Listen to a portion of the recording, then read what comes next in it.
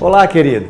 Mais uma vez estamos aqui para o nosso Papo na Quarta e pela bondade de Deus estamos recebendo hoje aqui a nossa irmã Anita, onde vamos bater um papo hoje sobre o feminismo, o que a Bíblia tem a nos ensinar sobre esse assunto. Anita, é uma alegria receber você aqui, muito obrigado por ter aceito o nosso convite. E você tem aí a oportunidade de cumprimentar também aí os nossos irmãos que estarão participando conosco do nosso quadro Papo na Quarta.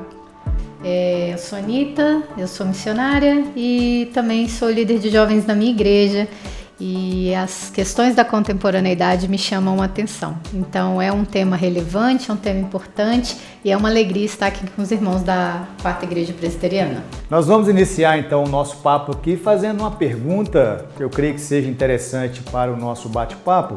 Anita, por favor, o que você pode colocar para nós aí como uma definição do que vem a ser o feminismo? Definir feminismo é bem complexo, porque mesmo dentro do movimento são amplas as definições, não há um acordo de definição. Mas eu acho que é razoável arriscar que é um movimento de militância em prol de buscar certas pautas e agendas que as feministas consideram boas para as mulheres. Ok, então nós tivemos aí uma definição bem pontual do que a Anita está trazendo para a gente aí, de uma definição do que pode ser o feminismo. Anita, então continuando aqui o nosso bate-papo, quais são as bandeiras, as agendas, as pautas que o movimento feminismo tem colocado e tem sustentado, assim, se eu posso colocar, os seus ideais? Essa pergunta ainda é mais complexa do que a primeira, porque dentro da militância há várias submilitâncias e cada uma tem suas pautas. Por exemplo, no que foi chamado feminismo da primeira onda e que ainda tem vertentes, a gente tem as sufragistas que pediram o direito ao voto. Esse é chamado do feminismo liberal.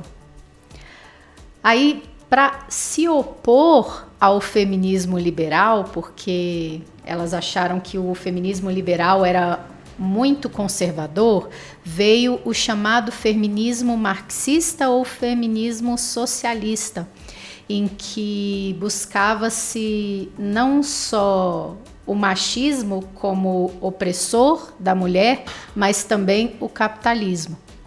E aí teve uma terceira vertente, que foi o feminismo negro, em que as mulheres entenderam que tanto o feminismo liberal quanto o marxista era predominantemente branco e as mulheres negras não se viram representadas no movimento. Então as mulheres negras entenderam que além do machismo e do capitalismo, tinha também o fator do preconceito como opressor da mulher. E aí surgiu o mais recente, seria o feminismo interseccional, é o que elas chamam, que seriam as minorias que não foram contempladas nos outros movimentos feministas, como as indígenas, as mulheres quilombolas. Então, elas também viram que elas não estavam sendo contempladas no movimento.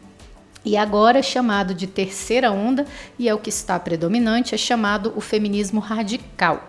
O feminismo radical, ele tem uma diferença porque ele quer a supressão da ideia de gênero, em que se elimina o conceito de homem e de mulher, em que não exista mais não só a diferença de papel ou de função, mas que não haja a nomenclatura, a ideia de homem e de mulher, em que sejam todos humanos.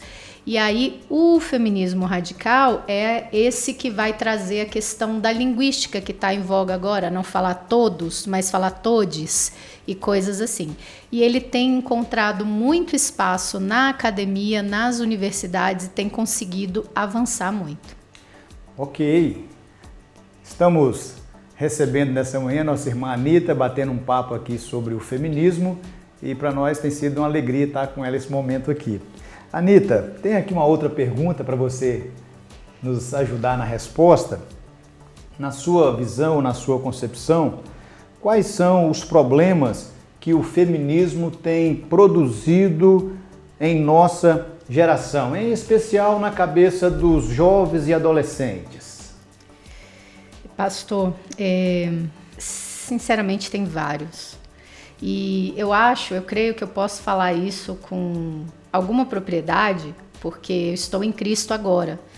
Mas antes de eu me converter, eu era feminista. Então, eu conheço o movimento pelo lado de dentro. Eu conheço a militância pelo lado de dentro. E eu posso garantir ao pastor que a militância só tinha conseguido me deixar uma pessoa enraivecida, briguenta, disposta à discussão. A Bíblia eu acho que chamaria de rixosa. Mas foi Jesus que trouxe sorriso para o meu rosto, foi Jesus que trouxe paz ao meu coração, foi Jesus que trouxe algo que é tão fundamental para a mulher, que é sentir-se segura. Foi o Senhor Jesus que me mostrou que o meu inimigo não é o próximo, o homem, o outro. O meu inimigo é Satanás, o inimigo das nossas almas. O meu inimigo é o pecado, e o pecado está dentro de mim, ele não é externo. Então, foi o Senhor Jesus que me redimiu, foi o Senhor Jesus que me amou, foi o Senhor Jesus que me deu uma identidade nele, foi o Senhor Jesus que me trouxe alegria. Eu acho que o maior problema, não só do feminismo, mas tem uma militância neomachista também agora em resposta ao feminismo, os homens estão se organizando também e estão confundindo muito os nossos garotos, e essas militâncias, elas todas têm esse maior problema. Colocam o ser humano e as ideologias humanas como salvíficas, como salvadoras, como aquelas que vão resolver a situação. E não é o Senhor Jesus, é a palavra de Deus, tudo que a gente precisa está aqui. Eu não quero minimizar o fato de que realmente existem pautas que não precisam ser feministas, elas são pautas humanas e são pautas cristãs. A mulher deve ser protegida. A mulher é chamada de vaso frágil. Então, a gente vê uma crescente violência contra a mulher. O homem, a mulher, a sociedade, o governo, a lei, todos, a igreja deve estar inclinada a proteger as mulheres, a proteger as moças. Mas não é o feminismo que vai conseguir isso. Acima de tudo, quem nos protege, quem nos guarda é Deus. Ele é a nossa torre segura. Então, eu não quero minimizar o fato de que existam problemas que a mulher enfrenta e que são difíceis e precisam de cuidado, precisam de atenção. Mas também tem os homens, mas também tem as crianças, mas também tem os velhos, mas também tem os adolescentes. Não é exclusividade de um gênero, de uma etnia, de uma faixa etária passar por um tipo de opressão. Porque a gente vive num mundo em que o pecado entrou. Com o pecado entrou a opressão. A gente se oprime uns aos outros.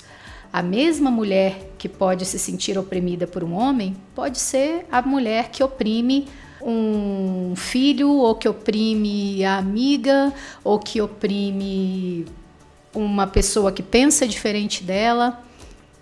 Eu recebo, às vezes, muitas retaliações de feministas. E eu entendo que isso parte de uma raiva, de um desespero. E eu amo elas. Eu as amo, porque eu me identifico com a raiva que eu já senti. Eu me identifico com o desespero que já esteve em mim quando eu não conhecia a esperança. Quando eu vejo as nossas meninas dentro da igreja, que ouviram sobre Jesus, que aprenderam sobre Jesus, que souberam sobre Jesus, como Jesus cuidou de Maria, como Jesus cuidou de Maria Madalena, como Jesus cuidou das mulheres, da mulher samaritana, como Ele cuidou. E elas dão as costas para o Senhor Jesus e vão atrás de movimentos militantes que nunca cuidaram delas, nunca cuidarão. Isso parte o meu coração. Porque elas vão continuar infelizes, raivosas, se sentindo inseguras e mais, elas deram as costas ao Senhor Jesus. Então eu acho que essa substituição de tirar do Senhor Jesus a esperança, de trocar o Cristo pelo ídolo da ideologia, Esse é a pior devastação. Ok, Anita. Quando a gente olha para a Bíblia, a gente vê que o nosso Deus é um Deus de ordem. E interessante que a Bíblia pontua para nós que Deus é o cabeça de Cristo, Cristo é o cabeça do homem, o homem é o cabeça da mulher. Então tem uma hierarquia, e essa hierarquia aí, o pai e o filho são da mesma pessoa. Não é porque o Deus Pai é cabeça do Deus Filho que significa que ele é inferior. Isso. E a Bíblia olha para o homem, para a mulher e diz, em Deus, em Cristo, não há homem, não há mulher, não há escravo, não há livre, somos todos iguais. Mas temos papéis e funções diferentes. E esses papéis e funções diferentes é que nos ajudam e nos dão um norte, né, para agir enquanto família, enquanto igreja, enquanto sociedade. Aí veio o pecado, distorceu isso e isso tem produzido tristeza, angústia, raiva no coração de muita gente. E vez por outra surgem essas ideologias aí como se fossem a solução para o problema, mas a solução está em Cristo. Anita, deixa eu te fazer uma outra pergunta aqui, se você pode me ajudar na resposta. Acabamos já entrando um pouquinho nessa pergunta que eu vou colocar aqui para você. Na sua visão, qual que é a proposta bíblica para que o homem, a mulher possam exercer os papéis que a Bíblia pontua para eles na família e na sociedade? Eu acho que essa é a pergunta mais maravilhosa de todas e esse tem sido o meu objetivo de pesquisa. Inclusive, eu também estou começando um podcast justamente porque eu tenho iniciado isso. Quem estiver ouvindo, quiser seguir lá no Instagram, Criadas no Jardim, porque é ali no Jardim do Éden que tudo isso começa. Foi antes da queda. Deus fez o homem e quando Deus criou o homem do pó da terra, ele deu para o homem uma função, administrador da criação. Ali foi o papel de liderança, ele foi o primeiro. E eu acho maravilhoso como a palavra registra que depois que o Senhor Deus criou o homem do pó da terra, depois o Senhor Deus plantou um jardim. E depois disso é que Deus colocou o homem no jardim. E enquanto o homem liderava a criação, nomeava os animais e passeava as tardes com Deus, percebeu o Senhor Deus que não era bom que o homem ficasse só. Então, ali no jardim, Deus, de uma costela do homem, criou a mulher. Porque o Senhor Deus disse, palavras do Senhor Deus antes da queda: não é bom que o homem fique só. Lhe farei uma auxiliadora que lhe seja semelhante ou que lhe seja idônea, dependendo da tradução da Bíblia. O homem foi criado do pó da terra, mas a mulher foi criada no jardim. O homem foi criado primeiro. Ele recebeu o papel da liderança. A mulher recebeu ali o papel da auxiliadora. Mas não é só o papel. A gente sabe que essas coisas que foram faladas por Deus, elas são decretos. Decretos de Deus são para ser cumpridos. Quando há uma violação das coisas, das funções que Deus decreta à sua criação, a criação sofre. E foi assim que o pecado entrou no mundo. No momento que a mulher negligenciou o seu papel de auxiliadora, tomou a frente na liderança para aceitar o fruto proibido que a serpente ofereceu. E no momento que o homem recuou da sua liderança, foi omisso da sua liderança e deixou que a mulher assumisse o papel que era dele, ali ele também falhou. Todos nós sofremos. Em seguida, quando Deus cobra de Adão, porque Deus não cobra de Eva, Adão era o líder, Deus cobra de Adão o que aconteceu. Adão falha novamente na sua liderança. Em vez de falar assim, eu falhei, ele fala, foi a mulher que tu me deste. Jogando a culpa até em Deus, né? Em Deus e na mulher. Então, engraçado que na serpente mesmo ele não falou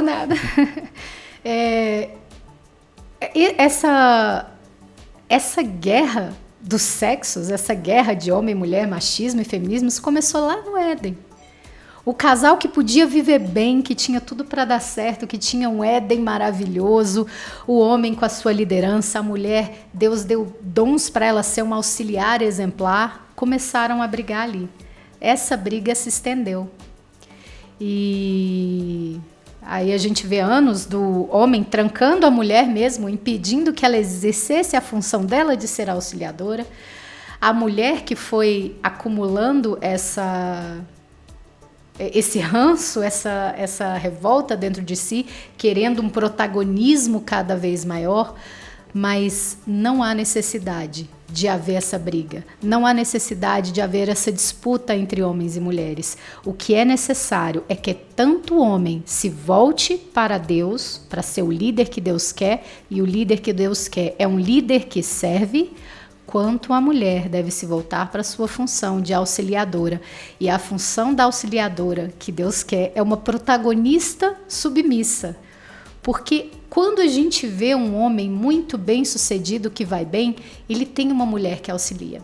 E o texto de Provérbios 31 deixa isso tão claro. A mulher virtuosa, ela é uma mulher que trabalha, ela trabalha fora, ela contribui com a casa, ela produz tecidos, ela vende para os comerciantes, ela negocia propriedades, mas ela também é mãe, ela também cuida dos filhos, ela também cuida do marido, e em Provérbios mostra que ela cuida até dos servos que ela tem. E essa mulher, o marido dela, ele é bem visto diante da sociedade. Mas não é nem por causa dos méritos dele, é porque ela é tão virtuosa. Então, uma mulher que abraça todos esses dons que Deus deu a ela, que não luta contra ser mulher, ela se torna uma mulher mais realizada, mais segura de si. E, naturalmente, as pessoas em volta dela a protegem, porque é uma presença agradável, não é uma presença que briga, não é uma presença que se impõe, não é uma presença violenta. Sim. Ok, estamos aqui batendo aqui um papo com a Anita, a irmã em Cristo, sobre o feminismo e a Bíblia. Anita, já estamos caminhando aqui para o final do nosso bate-papo. Deixa eu te fazer aí um pedido, se você achar que é possível, eu creio que é possível.